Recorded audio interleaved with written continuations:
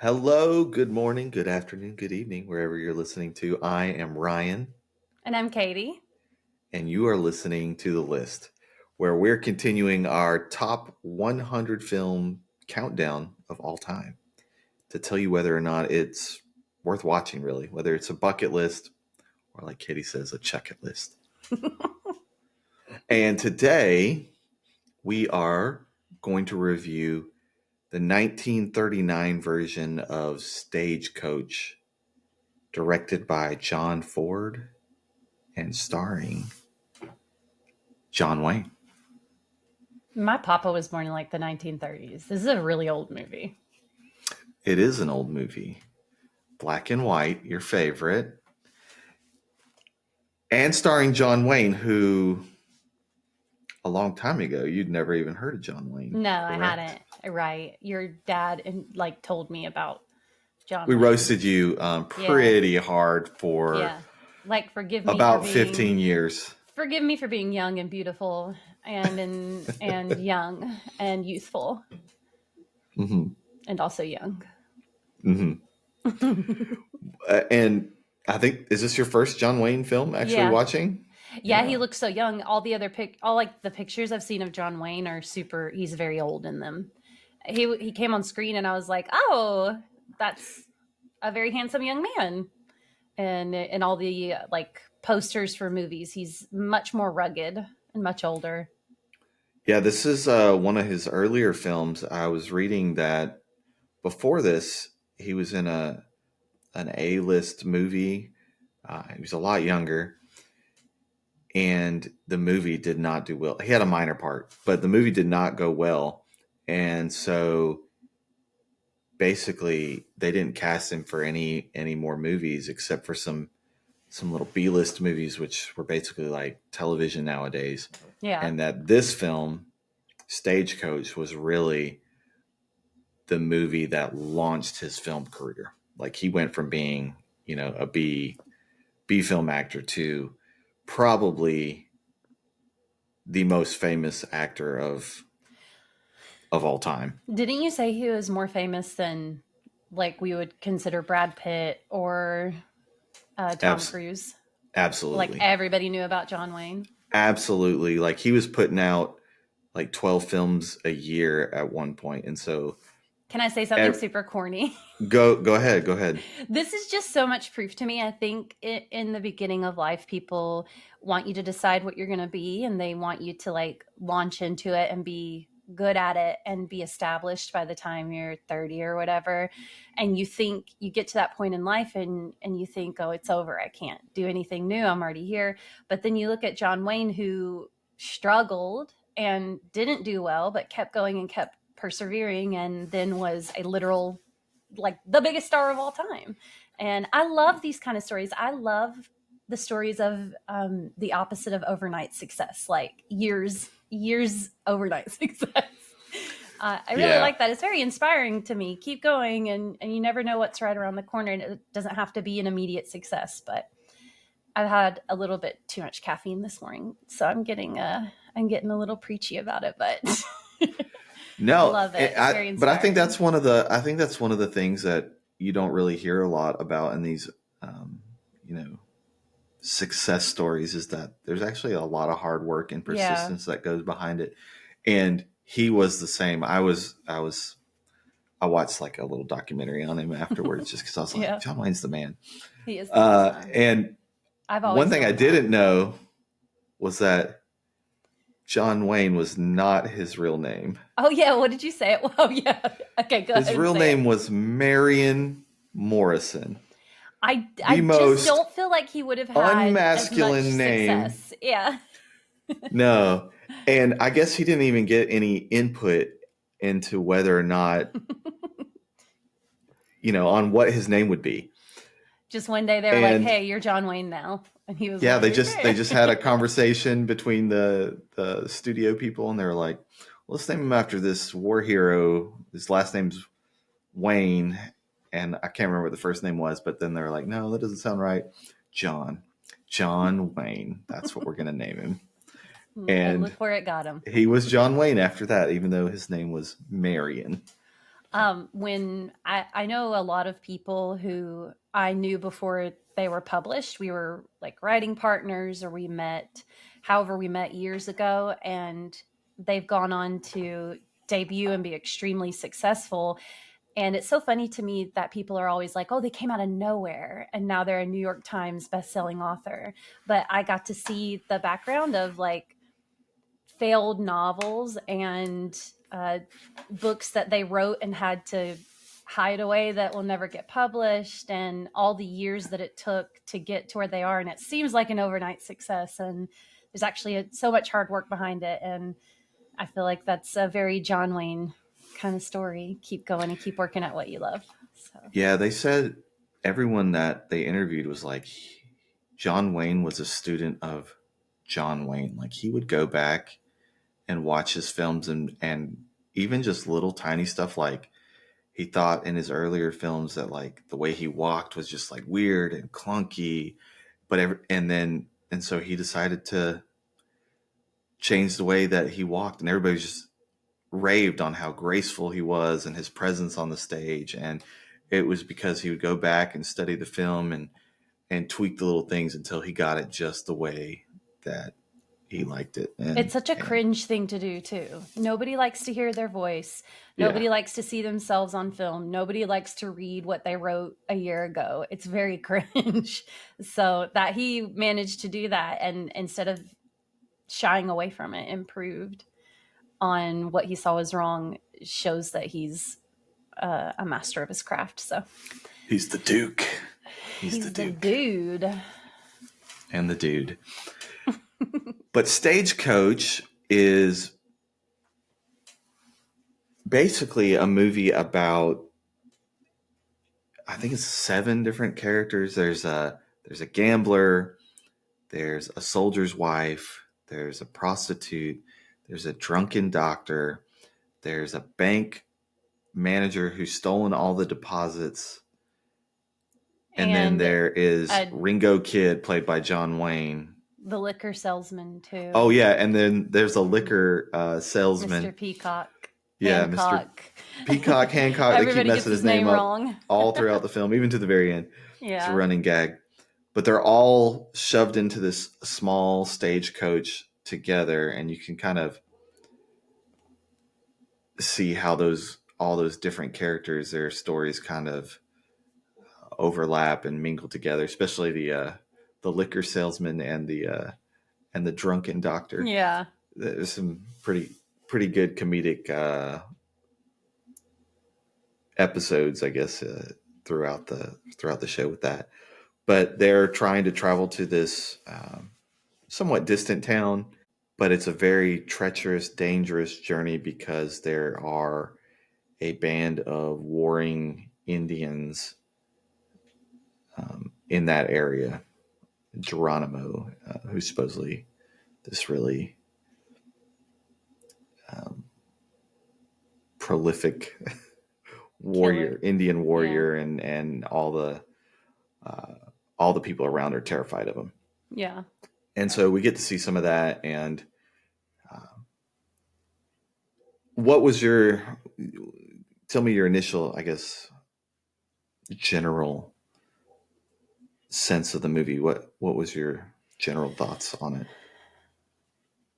I thought it was a good setup. You have an interesting premise of these people being stuck in a stagecoach together. They're going on a serious, scary journey. It was almost like a two-act play to me. It gave that kind of Mm-hmm. vibe of a play. You've got very distinct characters in a very clear situation of what's wrong and what could go wrong. And there's something about plays, maybe it's just from reading them from the acting side, but there's something about plays that gives very defined characters and very defined characteristics of them. And it felt kind of like a play to me. Um, and the premise was interesting.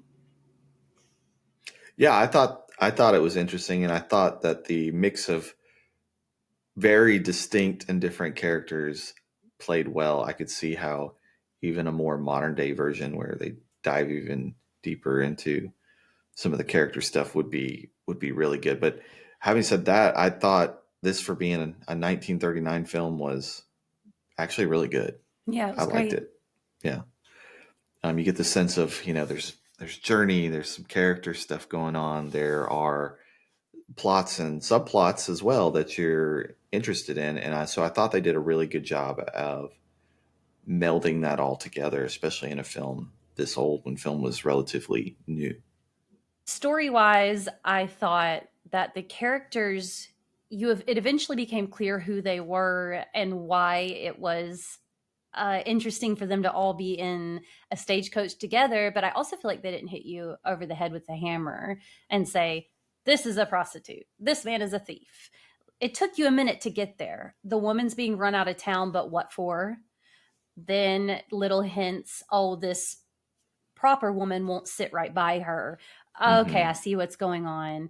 And it takes you a minute to see exactly who everybody is. And even though they have their clear cut roles and who they are as society sees them, you also get these beautiful moments of um, clarity into who they are down into their souls. The doctor, especially, has this great moment where he rises above being a drunk doctor and really just has some really great moments. And I like that they weren't boxed into, oh, this is just a drunk. And the entire time they're just a funny drunk.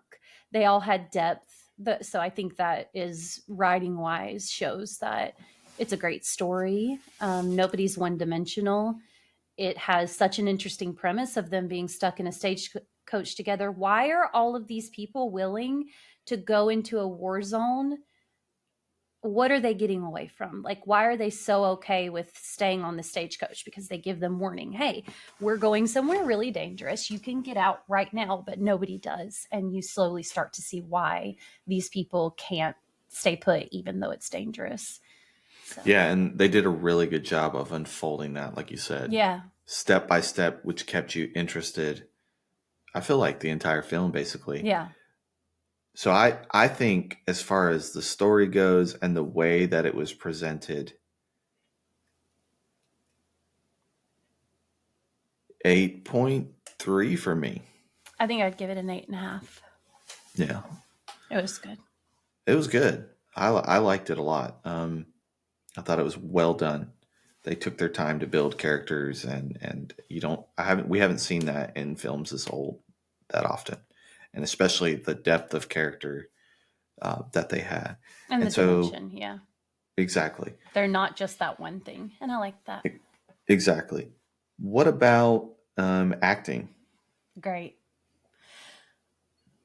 Obviously, John Wayne did an incredible job. The moment he came onto scene, he was very magnetic.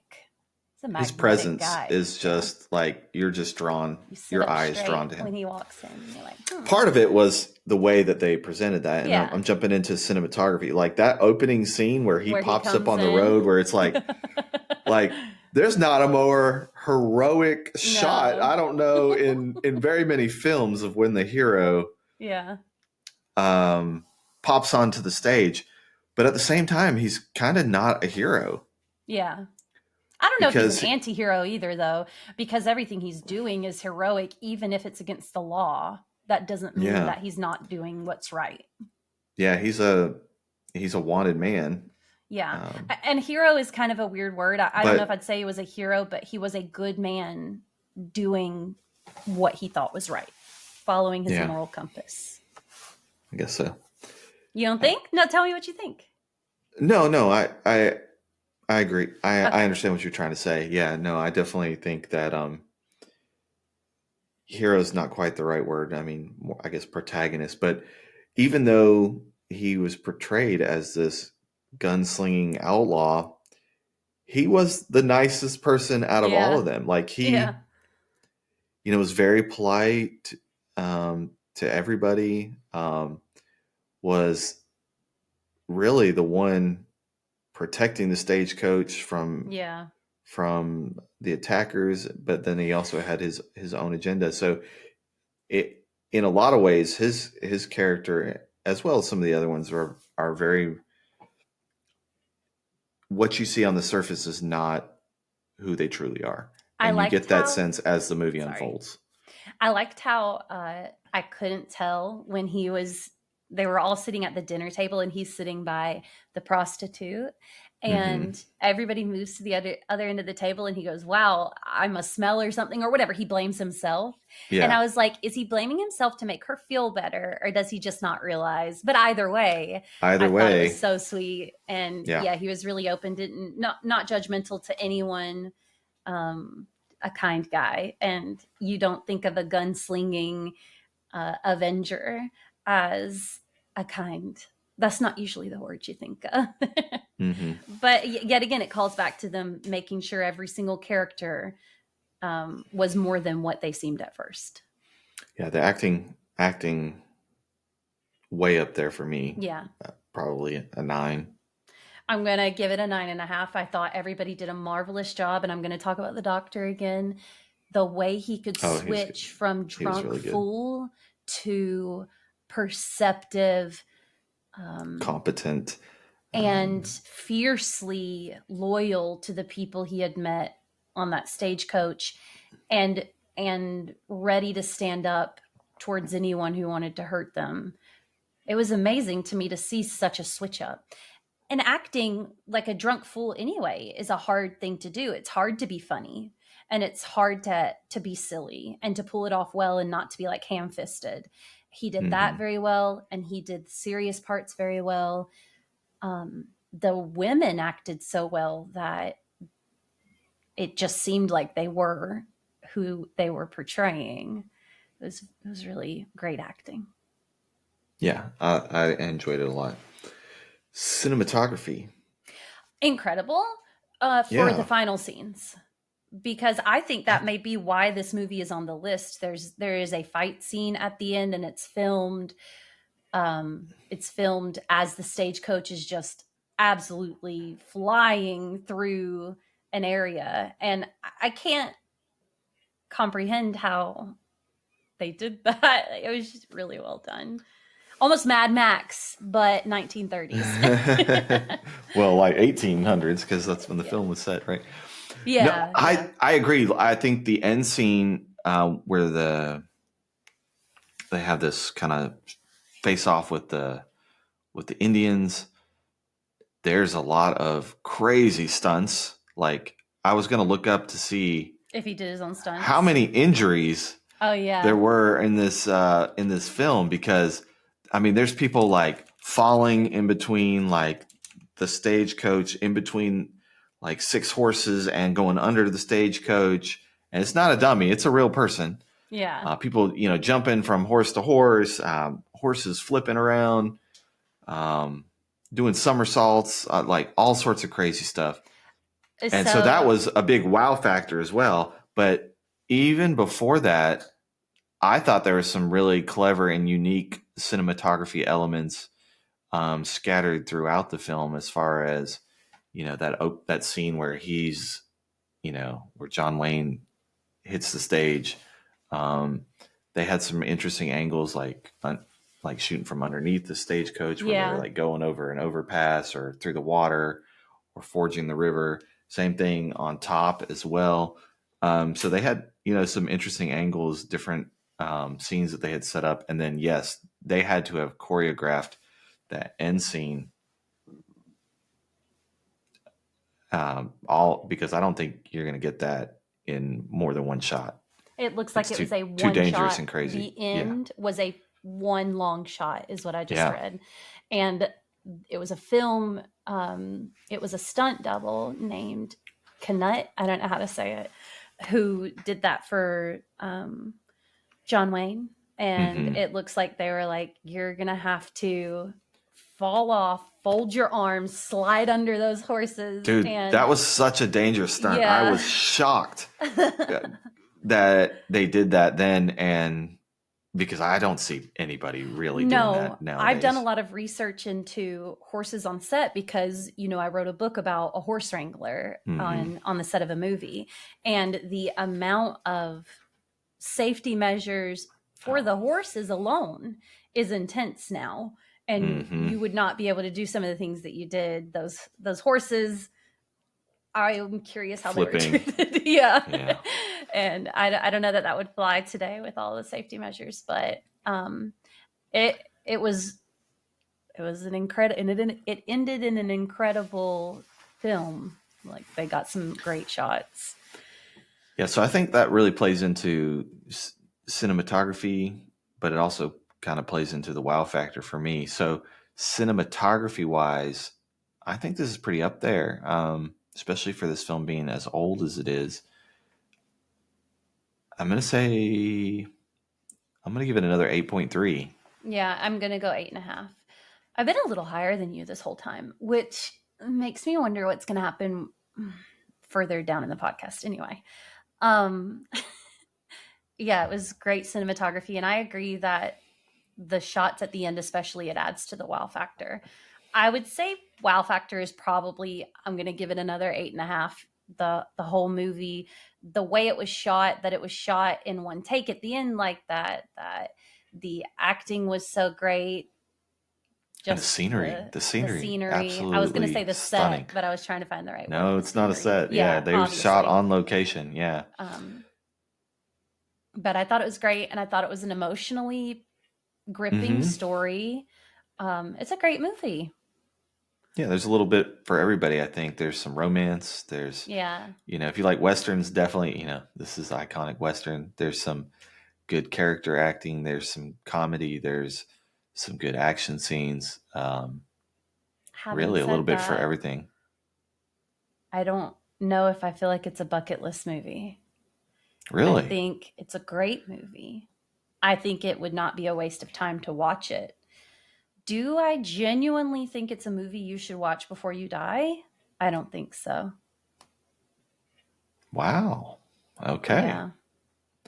I think this is a bucket list film. I think it is on the lower bucket list, right? It's This, not.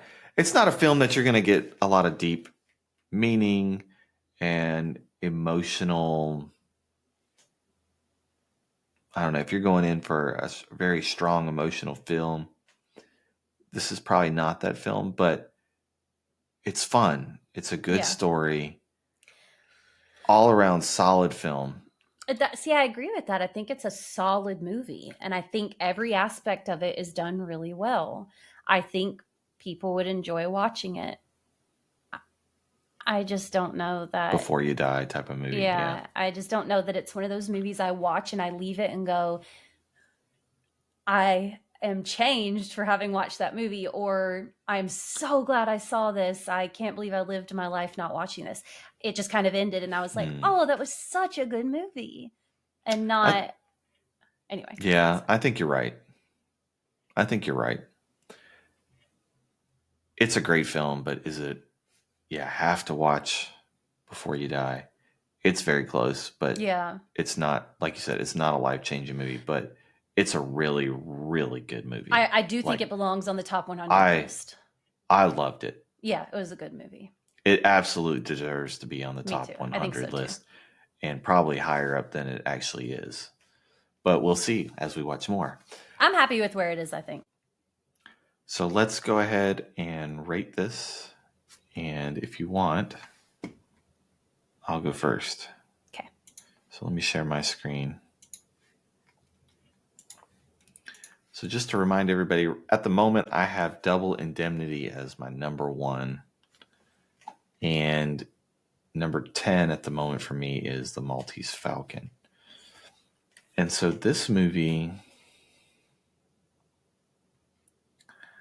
I think we're definitely going to end up bumping The Maltese Falcon off. I'm bringing Taxi Driver down to 10, Third Man to 9, North by Northwest to 8, Yankee Doodle Dandy to 7.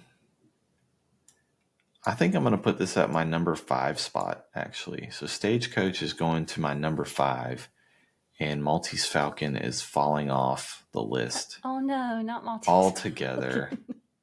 But Double Indemnity is staying number 1.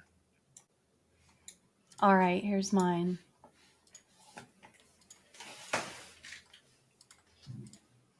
Okay, so mine currently is Double Indemnity and ends with Maltese Falcon. like Ryan, Maltese Falcon is gone, and I'm not sad about it. Mutiny on the Bounty is going to be next. But I I can't guess even believe that it's on the top 10. spoiler alert.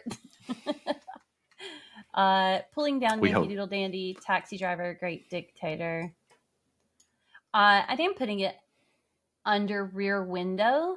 Just because Rear Window, I feel like overall I do feel like it was a better movie with the suspense and the cinematography and the storyline, the character development. I feel like it was better. So I'm going to leave Stagecoach right there in the middle. So Mutiny on the Bounty, we'll say goodbye to you next week, perhaps. Well, good. So we're about at the same level, that is. So yours is 6 and mine is 5. Next week, we're going to watch The African Queen, starring Humphrey Bogart and Katharine Hepburn. Wonderful. So stay tuned as we go over that movie and see if it's on the bucket list. And then guess what, y'all? Then some of the movies are made in like the Modern era. recent memory. I'm so excited. Thank you so much again for listening to The List. I'm your host, Ryan. And I'm Katie. And we'll catch you next week. Okay, love you. Bye. Bye-bye.